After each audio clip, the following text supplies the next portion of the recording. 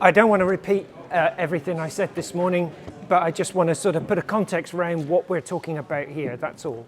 Now, one of the points you may have noticed on this slide, we're referring to a future park standard, and in the early morning session, we refer to a fair park standard, because we're still debating what's the right title, and that's part of what we're going to look at today, just now.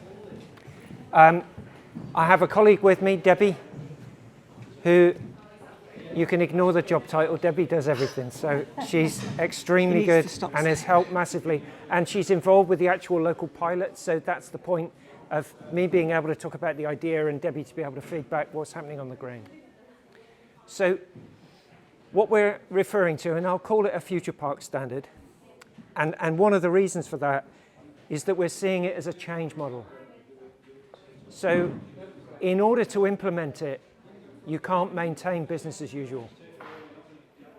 So it's really making you stopping and thinking about, oh, if we introduce this, we have to change this, and then that, and then that, and then that. So it's this whole issue of rethinking. I introduced this morning that we've mapped the city through this environmental justice index, and we're very happy to share how we did that, and we think it's replicable anywhere because we've used open data. That gave us a map of the city which our decision makers and our members completely understood and got instantly. And it's changed the whole attitude amongst planners and public health and a few other parts of the council in terms of we get what you're talking about now. And significantly, we've always worked with the third sector on piecemeal project by project, funding by funding. This has made them see that actually we need to form an alliance with them and work strategically with them so that they can bring extra resource, because what we're trying to do here meets their goals as third sector organizations anyway. So there's a language that we can all share. That all forms part of a 25-year City of Nature plan that was adopted this year by the council, that basically is looking to move us from what I showed as that red map of undersupply to the green map of our local nature recovery strategy position. How we get there and how we journey through that is going to be a key issue, and we move from 600 to 1,000 spaces to do it. One of the instruments that's key to that in my book is this idea of a minimum standard for open spaces. This is a model of the alliance we're currently working with, and Debbie's working with them in one of the pilot wards at Bawdsey and Highgate, which you could walk to from this place. The inner blue organisations are the core organisations working with us on a daily basis. The outer organisations are ones that are playing a part, but not necessarily on a daily basis. So they're available and referenced and engage when it's appropriate. That all sits within this new governance model we've created, which again has got cabinet approval, to have a City of Nature board that's chaired by a cabinet member, below which there's a steering group which stretches right across the organisation. So we have assistant directors and directors looking sideways across the organisation saying, how can nature help us solve our outcomes and our problems? And I'm using nature as the terminology because when we started talking about parks or green space or green infrastructure or everything else, we were losing people. They get nature and they understand it, and they're seeing it with David Attenborough and everyone else, and they can sort of filter it in.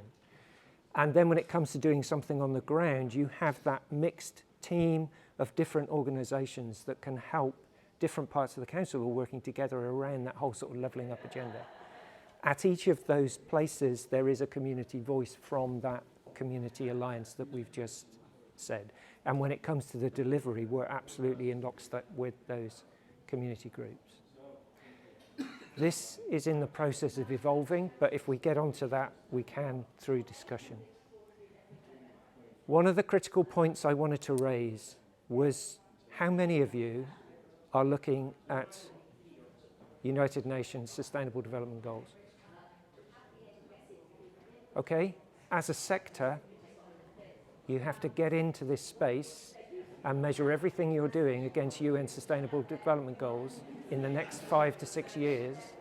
Because if by 2030 you're not actually measuring what you're doing through UN SDGs, you're going to drop off the radar even more. There's a huge opportunity to pull in more resources and more engagement with wider communities if you're signed into these UN SDGs. There are 17 goals there, but they're supported by a whole raft of indicators. There's 231 indicators. And each step that we make in our site audit is matched against one of those indicators. So in future, we will be able to report what an improvement has done on a site specifically to a goal. That's going to be very important when you're looking at biodiversity net gain, habitat banking, and further investment from green investment funds. That's what they're going to be looking for. It also ties you into these much broader crossovers and agendas and all the benefits that parks and open spaces and nature gives. You're not just looking at one goal, you're looking at the whole interconnection.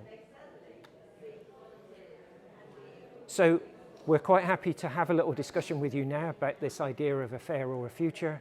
One of the reasons that it's prompted a debate is that we're using the framework of Green Flag, to which we've added some complementary measures. So the 27 field goals that are in Green Flag, we've added to. So each site assessment goes through the whole thing, and we've measured them and scored them.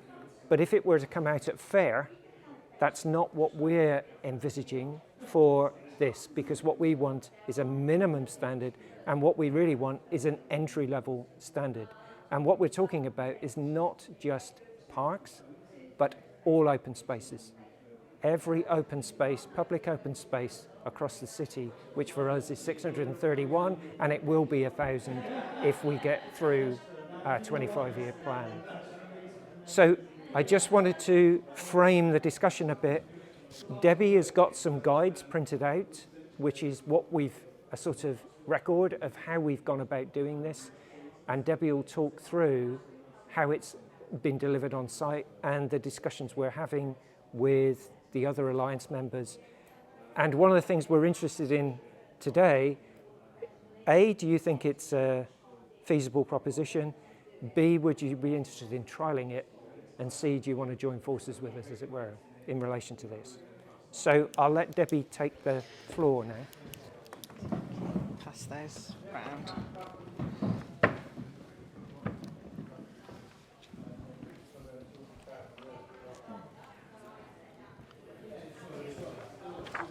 So in this guide that's being passed around, you've got the, to start off with, you've got all the context that Nick's talked about this morning, and just that hopefully shows how we've, well, the things that support this process at a strategic or national level are at the front of the document. Has everybody got one?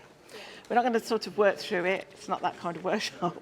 We're just going to, it's for you to take away with you to look at, so that, because I want to talk to you a little bit more from a community point of view around this. But yeah, it's got its foundation in the Green Flag. So if you know Green Flag, you're aware of it. You might be a judge, or you might have had that process in one of your parks. There's an online Green Flag website, and it's got raising the standard, and it gives you an idea of what it's about if you haven't done that.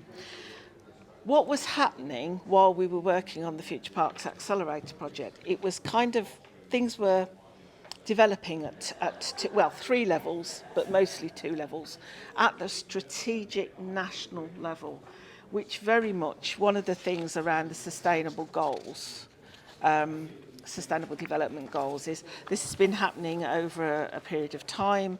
The world is signed up to these sustainable goals, and as with everything, great big complex situations need to be simplified for people to be able to understand them. So things are often gathered together and put in boxes or put on lines. But actually life is not really as simple as that when you come to try and actually take these things that I mean, if you look at the Sustainable Development Goals or you look at the Green Flag criteria, nobody's going to disagree that these are the sort of things that we need to do. The questions all come of when you try to apply them and how to apply them. Can you afford to do all of the things that you feel you need to do? So, as I say, it was happening at the same time. The strategy was there. We knew these things needed to be done.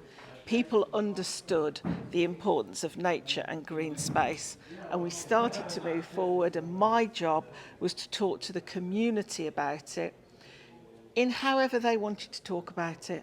Because some people in the community, because we're all part of the community, want to talk about sustainable development goals, but a lot of people just want to talk about the bins and the litter and the benches and antisocial behaviour. And we opened up what we called big conversations, which were going to be face to face, and we had great plans of going out and talking to everybody, and then COVID happened. And we couldn't go out and talk to anybody, and we swapped to online conversations. We opened up social media channels, and we created a website so that we could continue the conversation. So all the time we've been developing this, we have been in communication with the community citywide, and then we had Dalbury Fields Park as a pilot where we got to take it down to a site level. Stetchford Rec came out of nowhere and we applied the same thing to that. And now we've got Bawdsley and Highgate Ward where we're looking at 5 sites. So top level, on the ground, all working on the same thing. And we knew that through COVID, one of the things that came out was this lack of equality of access to green space. And we took that, the useful bit of COVID for us was that it highlighted that, and people became more aware, so leadership became more aware that green space had to be equally distributed. But again, it's all right saying it. How do you actually achieve that? Because in some places, there isn't actually physically much green space. But in other places, there's quite a lot of green space. But we weren't getting back the reports that we were expecting from what was geographically being shown to us always. So there were places that we thought would be better off because they'd got quite a lot of green space. Some of the green space is actually housing land. So in Birmingham we have leisure land and we have housing land. And when Councillor Mahmood said 631 sites, those are leisure sites. There are also housing sites on top of that aren't actually in that list. But what we realised from the community is their park was whatever green space was at the end of their road or within 5-10 minutes walk. It didn't matter whether we classified it as a park or not. That's what they called the park.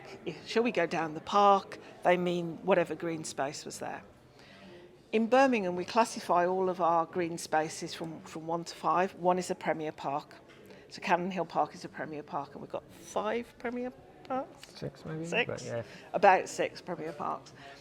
And then 5 is what we call incidental green space.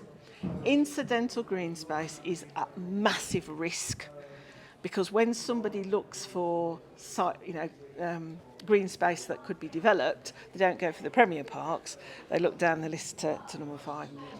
We want to take away those numbers, and we've kind of done that really, and we've said all green spaces are equally important, and COVID showed us that. So, right, okay, now what we'll do is we'll engage the community to go to these green spaces, and they'll benefit from them, and that'll be a lovely end to this story. But we realised that even if there's a green space, it isn't always good quality. Or even if we think, well, what's wrong with it really? People are not going onto that part because they don't feel like it's a space they want to go onto. It's not welcoming, it doesn't look well managed. And in some cases, that's because it's not welcoming and it actually isn't well managed anymore, because as the budget cuts came and we retracted in, or actually out and out, in all honesty. So we have ranger service bases, we have premier parks, and what was happening was the sort of, the work that was being done was condensing around those main sites, and in the middle are those red wards that we saw. So, strategically, that became apparent. When we spoke to the community, we got the same messages back. And as I said to the previous group, the real light bulb moment that you feel you shouldn't have when you've worked in this profession a long time and worked with the community an awful lot was working with the Children's Trust in Birmingham. And they deal with the children that are in the care system, some of the most vulnerable children that we have. I would also point out, as I did with the other group, that we also realise that not all children that are most vulnerable are actually in the care system. So when you work in the red wards, you realise that there are families that are managing, but they're in serious situations and multiple deprivation, all kinds of issues. So it might be a set number of children that you know is in the care system, but the need is far greater than that. But talking to the manager of the area of the children's services that we were working with, we were all really excited because we'd done our Dalbury Fields pilot and it had worked really well, and this is what you need to do, and let's get the children out into these parks. And I could see that he'd been looking at what I was saying, and he was kind of looking down and looking away, and I thought, this was a Teams meeting, so we're online. And I thought, I need to say to him what's the matter, because he's disengaged with what I'm saying. And he said, have you been to some of these parks that you're asking me to take children to? He said, I would not go to these parks myself. He said, I went and looked at them. He said, and they're in a terrible state. And you suddenly realise that the green space isn't enough, because although nature is there on these green spaces, and actually if you can see past all of the problems, you'll get the same benefits. If people are too scared or don't feel welcome or don't understand that they can go onto the site, lots of barriers, it doesn't matter how much nature is there to make them feel better, they won't benefit from it. So we really took that on board. And as I say, at the same time, planning strategically, the same lessons were being learned at a strategic level and things were happening. And we realised we needed to make sure that every single green space was of a certain standard. So that's when we sort of really took, and Nick, as I say, strategically this was happening and we'd arrived at the same place at the same time. But then came the practicality of taking green flag standard that wants you to be 6-7 and uses weighted maths and percentages to sort of get you to that score. How could we create a minimum standard using those green flag criteria? We did do it. We used the same method of green flag, and we went out, we audited the sites, we came up with action plans for Bawdsley and Highgate, we got some funding, and we started delivering with the Alliance. But as more and more people scrutinised that process that we were using, we were getting feedback that there are certain sites that are really nice, but actually when you go, they could score high in certain areas, but when you go and look at them, nobody would go to them because the amount of litter or dog fouling or antisocial behaviour. Highgate Park is a Victorian park. It's got lots of infrastructure, very nice. People don't like to go there. So it could score quite highly and still fail, basically, the community. So, as Nick has always said, parks don't have this minimum standard. Other places do. So to get your 5 stars for a hotel or 4 or 3 or whatever it is, you have to meet certain criteria. My friend runs a hotel, so I phoned her up and I said, this maths is not working for us. And she said, what are you trying to do? And I said, to go on booking websites, your hotel has to be a certain standard, otherwise it's not allowed on there. We're trying to do the same with parks. Went through the process and she said, that's not how it works. You have to score a certain amount on every criteria. So every criteria is scored separately. It's not all added up. So you have to score 5 for this, 5 for this, 5 for this, 5 for this. You can't score 3 for this and 7 for that and add it. It doesn't work like that. So we are now still carrying on the process because we believe that the reasons behind it, the need for it, and what it achieves is doing the right thing. But the maths, the sort of workings of it, we are now looking at redeveloping because we realise it's not doing the right thing. Then we get big questions like even the field bit, even the field assessment has got lots of criteria that you need to score. And you've actually got the list of him here from Green Flag. And on each of these lines, there are multiple other kind of sections underneath it. Do we take all of these and try to score 5 on all of them? Or are there some things that are more important from the community point of view, walking onto the site, than others? So the biodiversity, the management of trees might not be apparent to people as they walk onto the site. Very important that we do it, but from getting people onto the site, are there some of these that are more important than others? That's where we are at the moment. So the reasons are all good. The general process we're happy with, but it's that last little bit where we go, what actually makes any green space in a state that the community is happy to use? And we don't stop at, I'm going to say 5. We don't stop at 5. What we do, once we've got to 5, the idea is we then capacity build. So we work with the community to, where it needs it, to get them up above 5 and to do what we can to get it to 6, 7, maybe 10. Who has a 10? Who hasn't it? You know, I don't know if any of you, I shouldn't say who has a 10. I'm sure there are exceptional, sites out there, but 9 is excellent, I think, and 10 is the most magical park in the world, So, but, getting up to that Green Flag standard, that's where we are. Yep. So the reason for creating it in our heads was that nationally we thought if there is a Green Flag that's quite well understood and it starts with an entry level, and that's what the raising the standards says, if you're going to go on site, it's got to meet the entry level before you even consider judging it. Then should that entry level be our minimum standard that is then understood nationally, and once it reaches that entry level, then from that point on it's developable and improvable. So effectively that's our core argument. But we're really interested in your feedback, your judgment, your response, and as Debbie said, take it away, think about it. We're interested in going outside of Birmingham and trialling it and testing it if anyone wants to fancy having a go at that. And we've created 3 training videos that are available from this conference that talk you through the process and or talk a community through the process. So we're interested in your feedback. That's really what this is about, rather than us going through minutiae.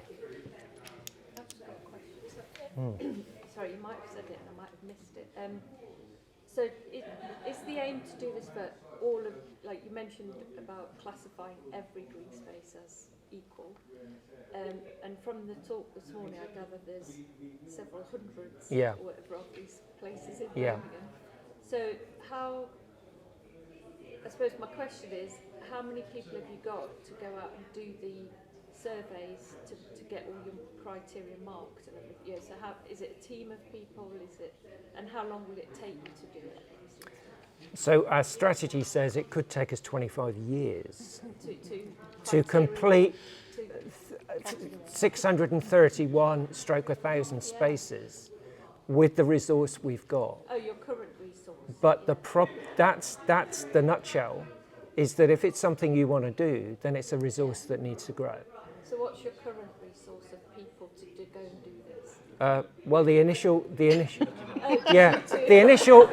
audit was done by a small team, 3-4 people. Yeah, 4. So it would take 25 years on your current resource. At that, but that's not the point. The point was to try and prove a concept, No, I realise that. I was just and trying then to say, think yes, through, sure, if you've sure, got your concept, how sure, long would it take sure. to take? But Yeah, if nothing, so it's a 25-year plan, and we would hope to have finished it in 25 years.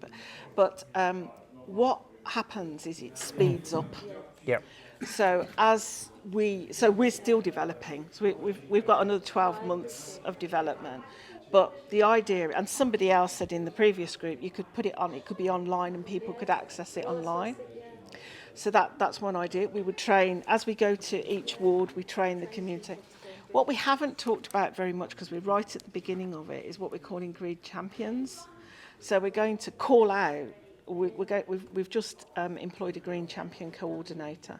So we'll do a call out across Birmingham for anybody who wants to come and do some training, learn more about helping to deliver the City of Nature plan. Also, because we're starting in the red wards, we're starting in the hardest areas first. And what's really interesting is good, really nice, well-meaning people, surprisingly the number of people who've said to me, why are you starting in Bortley and Highgate? I'd start somewhere else if I was you. And it's like, no, that's the whole point. Yeah, go somewhere. Why? But the whole point is if it works in the red wards, then as we move out of the red wards across, it should get, because obviously we have got sites that have green flag. We've got lots of sites that would easily meet green flag if we had a resource to do that. So I sort of, it's a focus of effort. So at the moment, the focus of effort is massive because this is the hardest nut to crack. You know, as we move out, and literally it is moving out in the city because that's how it works. The whole process should speed up. In my mind, I have 5 years. Nick, don't say 5 years, but I think it could be 5 years. Birmingham University of students, Yeah. summer work, that are going out there doing green space surveys or whatever. I don't know. I mean, in terms of the red wards, which is that whole core area, we've put a timeline of 10 years on that. So, and as Debbie said, we've already spoken to all the other district park managers and everything, and they're quite confident that loads of the other spaces are there, stroke nearly there. But this whole central area of the city has been so under-resourced and neglected and randomised in terms of no sense of place or design or whatever, that's where we want to start. And part of the other rationale for that is that is vulnerable space when you're looking at 59,000 new homes or new roads or whatever else, because you couldn't do it out here, but there, no one's going to say anything. So that's that whole sort of shift in terms of we could do all that, we could build all the houses and all the rest of it, but you're still ending up with a failing city in terms of resilience and long term. So you have to switch the importance and re-understand it, reorientate it. It's really, there's so many lessons like that we've learned from this that we want to capture and share with everybody. And I'm not saying that other people don't know. It's just that really want to share what we've learned just in case people don't know. And so it encourages people to feedback as well. Because what you find is as well that there are fantastic capacity building models in the city around friends groups. So I'm based with Birmingham Urban Spaces Forum. But it's almost like a good bit of the city will suck all the resources into it. It's like a black hole. It's like nothing can escape it. The rangers go there, funding goes there. And it draws it away from the other areas of the city. So we are trying to act. So the Alliance, which is a community group, are trying to act as a pseudo-friends group. And we're incubating the community and friends groups because somebody said to me, yeah, but Cottridge Park, which is a shining example in Birmingham, took 25 years to establish. And we're like, we haven't got 25 years to get people places that will give them the benefits and tackle climate change and air pollution and all these other things. We've got, I don't know, 5 weeks, really. Oh, yes, okay. So 7 years. You know, it's basically, it's that plant a tree thing, you know. we should have already done it, basically. We're already late to the party. So we have, and that's the project was called the Future Parks Accelerator. It is finding a way we know that things work, but how do we speed that up across the whole city? And that's where that equity, equality comes in, that we're saying so we're not saying every single park, we're saying every single person. And it's the change from the park to the person. So every single person, the, million plus people in Birmingham have to have the opportunity to connect with the natural world and have the ecosystem services available to them that the natural world offers. And when you swap it from place to people, it makes that big difference. So you're not actually looking at moving your resource from the, say, your number one parks, you're actually looking at expanding the amount of people who can create that resource using the community. Community and all other parts of the council as an organisation. Right, okay. So that, public health are really interested in mental health, they're getting funding for mental health. We've just set up across these 5 wards new daily mile walking routes and things, entirely funded through the health budget, funded in terms of activity and engagement and everything else. So that's the whole point, is that it shouldn't be owned just by the Park Service, because the problem and the challenge is far greater in the Park Service. It's got to be a corporate response to the condition we're in and the challenge we're facing. Our park manager challenged us around that, and he said, what do you want us to stop doing? And I went, I don't want you to stop doing anything. I need you to keep doing everything you're doing, and we're going to do this as well. And he's like, well, how are we going to do that? But there's a big fear of failure sometimes, so you don't look at those toughest places because it might not work, so you just don't do it. And we are really, I feel I do it an awful lot, but I know everybody does it. You have to stand fast when you're challenged about it's not going to work, it's too difficult. And the Alliance members come back to me and they go, I did that walk, nobody came. Are we doing the right thing? I go, keep going. You got to keep going. And it's that not turning your head away from these people. There are 14,000 people depending on these green spaces. We have to keep going and find a way. That route doesn't work, this route instead. Now they're starting to get traction and the people are coming and it's starting to work. And it started with our famous notice boards. We put up a wooden notice board made by the community in each park and staple gunned, laminated posters to it, because everybody was saying nobody looks at social media, nobody would look at a website. A lot of these people, they haven't got, I don't mean it to sound patronising, they haven't got money to put in the electric meter, let alone anything else. We put the notice boards so that they face out of the park. And everybody went, you've put the notice boards in the wrong place. It's like, no, because when people walk past, we want them to be able to see the notice board. And now we're starting to get people feeding into these parks, and it's starting. But it would have been so easy to just go, you know what, it's not working, it's too difficult. Are you getting more like ownership of those places? Yeah. Absolutely. Sorry, we're going to take your question before we close. No, go ahead, because we're only a couple of minutes. Scoring, I think it's a really good system. I was just wondering about the sort of 7 scores and how you sort of moderate that scoring, and if you've got a lot of people going out and doing it and they're very different spaces, how someone judges 4 and 7 and how that works. I was just interested. No, you're absolutely right. That was a big question in the previous group.